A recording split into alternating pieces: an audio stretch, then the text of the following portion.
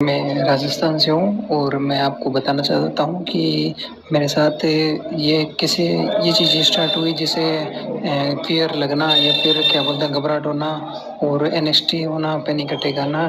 तो मैं क्या है जैसे ये अभी शिवरात्रि गई थी ना 26 फरवरी, उस दिन क्या है तो मेरे फ्रेंड ने मुझे भांग पिला दी थी। तो उसके बाद में मैं उस दिन ज़्यादा ही नेगेटिव सोच लिया और ज़्यादा ही स्ट्रेस ले लिया अपने माइंड में। तो धीरे-धीरे क्या हुआ कि वो तो उतर गई, भांग तो उतर गई, पर क्या हुआ कि वो जो से वो सिम्पटम्स रह जाते हैं ना कि जैसे सब अनरियल लगना, बहुत ज़्यादा एजिटेशन होना या फिर क्या बोलते हैं घबराहट होना। तो इसी से क्या है मेरे यानी माइंड में वो चीज़ें बैठती गई। अब क्या हुआ कि 2-3 दिन मेरे एग्ज़ाम आ रहे थे तो मैंने क्या थोड़ा ज़्यादा स्ट्रेस ले लिया। तो मुझे फिर पैनिक अटैक आने लग गए, तो मुझे एंग्ज़ायटी होने लग गई। तो ये धीरे-धीरे नॉर्मल होते चलता गया।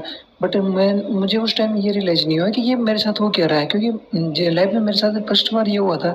तो मैं इससे समझ नहीं पा रहा था कि ये हो एग्ज़ैक्ट में मेरे साथ हो क्या रहा है। मैं तो ये सोच रहा था कि पता नहीं कोई यानी कोई ऊपरली हवा आ गई या फिर क्या यानी कोई आत्मा घुस गई है या फिर कोई किसी ने मेरे ऊपर कुछ जादू टोना करवा दिया है। तो मैं इतने दिन तक ये सोचता रहा था और उसके बाद में फिर धीरे-धीरे मैंने जैसे हम भी उस पे यूट्यूब पे देखना शुरू किया, तो मुझे पता चला कि ये एंग्ज़ायटी है और ऐसे-ऐसे इसमें सिम्पटम्स आने लगे।